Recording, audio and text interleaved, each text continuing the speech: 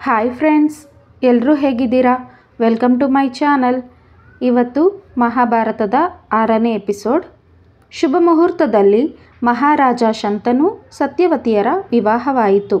ಭೀಷ್ಮನ ಸಂತೋಷಕ್ಕೆ ಮಿತಿಯೇ ಇರದಂತಾಯಿತು. ಅವನಿಗೆ ತನ್ನ ತಂದೆಯ ಚಿಂತೆಯನ್ನು ಪರಿಹರಿಸಿದ ತೃಪ್ತಿ ಉಂಟಾಗಿತ್ತು. ಸತ್ಯವತಿಯ ಬಳಿಗೆ ಹೋಗಿ ಅವರಿಗೆ ಕೈಮುಗಿದು ಹೇಳಿದ, ಚಿಕ್ಕಮ್ಮ, ನನಗೆ ನೀವು ಬೇರೆಯಲ್ಲ. ನನ್ನ ತಾಯಿ ಗಂಗಾದೇವಿ ಬೇರೆಯಲ್ಲ. ನೀವು ನನಗೆ ಅವರಷ್ಟೇ ದೊಡ್ಡವರು. ನನ್ನಲ್ಲಿ ಯಾವ ಸಂಕೋಚವೂ ಇಟ್ಟುಕೊಳ್ಳದೆ ಏನು ಬೇಕೋ ಅಪ್ಪಣೆ ಕೊಡಿಸಿ, ಪಾಲಿಸುತ್ತೇನೆ ಎಂದನು. ಸತ್ಯವತಿ ಭೀಷ್ಮನ ಮಾತುಗಳಿಂದ ಹಿಗ್ಗಿ ಹೋದರು. ಅವನಲ್ಲಿ ಸಂಪೂರ್ಣ ವಿಶ್ವಾಸ ವ್ಯಕ್ತಪಡಿಸಿದರು.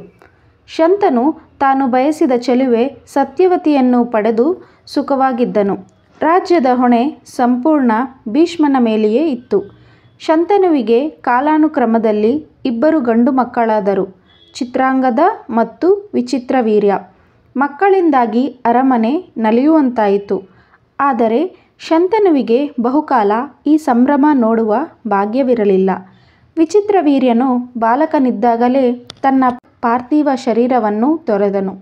ಸತ್ಯವತಿ ಗಂಡನನ್ನು ಕಳೆದುಕೊಂಡು ದುಃಖದಲ್ಲಿ ಮುಳುಗಿ ಹೋದರು. ತನ್ನ 2 ಮಕ್ಕಳ ಸಂರಕ್ಷಣೆಯನ್ನು ಭೀಷ್ಮನಿಗೆ ವಹಿಸಿದರು. ಭೀಷ್ಮ 2 ಮಕ್ಕಳನ್ನು ಸಾಕಿ ಸಲಹಿ ದೊಡ್ಡವರನ್ನಾಗಿ ಮಾಡಿದನು. ಚಿತ್ರಾಂಗದ ಸಕಲ ವಿದ್ಯೆಗಳನ್ನು ಕಲಿತು ರಾಜ್ಯಭಾರ ಮಾಡುವ ಹಂತವನ್ನು ತಲುಪಿದನು. ಭೀಷ್ಮ ತನ್ನ ಪ್ರತಿಜ್ಞೆಯಂತೆ ಸಿಂಹಾಸನವನ್ನೇರುವಂತಿರಲಿಲ್ಲ.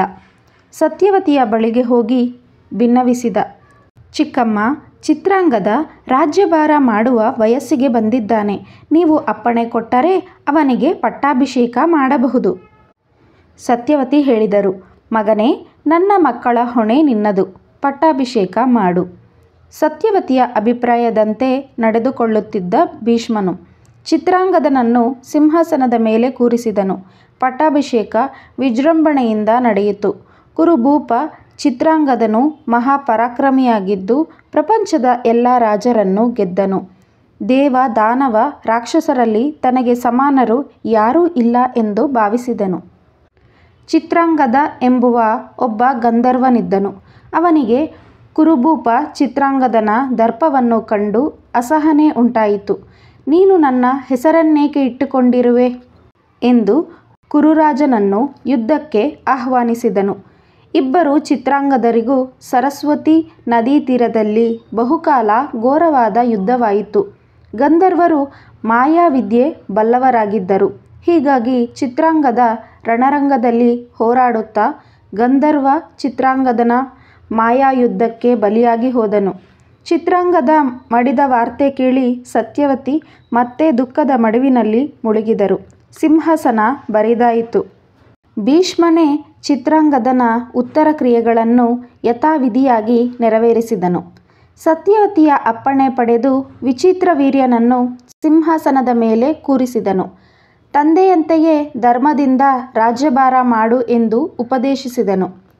ವಿಚಿತ್ರವೀರ್ಯ ಕಿರಿಯನಾದರೂ ಭೀಷ್ಮನ ಸಲಹೆಯಂತೆ ಧರ್ಮದಿಂದ ರಾಜ್ಯವಾಳಾಡತೊಡಗಿದನು. ವಿಚಿತ್ರವೀರ್ಯನ ಹಿತರಕ್ಷಣೆಯಲ್ಲಿ ಭೀಷ್ಮ ಸದಾ ಜಾಗರೂಕನಾಗಿರುತ್ತಿದ್ದನು. ವಿಚಿತ್ರವೀರ್ಯ ಮದುವೆ ವಯಸ್ಸಿಗೆ ಬಂದನು. ಅವನಿಗೆ ವಿವಾಹ ಮಾಡಲು ಭೀಷ್ಮ ಯೋಚಿಸಿದನು. ಆ ಸಮಯದಲ್ಲಿ ಕಾಶಿರಾಜನ 3 ಕುಮಾರಿಯರು ತ್ರಿಲೋಕ ಸುಂದರಿಯರೆನಿಸಿ ಖ್ಯಾತವೆತ್ತಿದ್ದರು. ತಮ್ಮನಿಗೆ ಕಾಶಿರಾಜನ 3 ಹೆಣ್ಣು ಮಕ್ಕಳನ್ನು ತಂದುಕೊಂಡು ಮದುವೆ ಮಾಡಲು ಭೀಷ್ಮ ನಿರ್ಧರಿಸಿದನು. ಇದೇ ವೇಳೆಗೆ ಕಾಶಿರಾಜನ ಕುಮಾರಿಯರ ಸ್ವಯಂವರ ಮಾಡಿಕೊಳ್ಳುವರೆಂಬ ಸುದ್ದಿಯು ಭೀಷ್ಮನಿಗೆ ತಿಳಿದು ಬಂದಿತು. ಭೀಷ್ಮ ತನ್ನಿಚ್ಛೆಯನ್ನು ಸತ್ಯವತಿಗೆ ತಿಳಿಸಿದನು. ಸತ್ಯವತಿ ಒಪ್ಪಿಗೆ ಕೊಟ್ಟರು. ರಾಜ್ಯಾಡಳಿತಕ್ಕೆ ಸಂಬಂಧಿಸಿದ ಯಾವ ಕೆಲಸವನ್ನು ಭೀಷ್ಮನು ಚಿಕ್ಕಮ್ಮನಿಗೆ ಹೇಳದೆ ಮಾಡುತ್ತಿರಲಿಲ್ಲ. ಸತ್ಯವತಿಯ ಒಪ್ಪಿಗೆ ಪಡೆದು ರಥದಲ್ಲಿ ಕುಳಿತು ಒಬ್ಬನೇ ಕಾಶಿಗೆ ಹೊರಟು ಬಂದನು. ಈ ವಿಡಿಯೋ ನಿಮಗೆ ಇಷ್ಟ ಆಗಿದ್ದರೆ ವಿಡಿಯೋನ ಲೈಕ್ ಮಾಡಿ, ಶೇರ್ ಮಾಡಿ, ನಮ್ಮ ಚಾನಲ್ನ ಸಬ್ಸ್ಕ್ರೈಬ್ ಮಾಡ್ಕೊಳ್ಳಿ. Thank you for watching.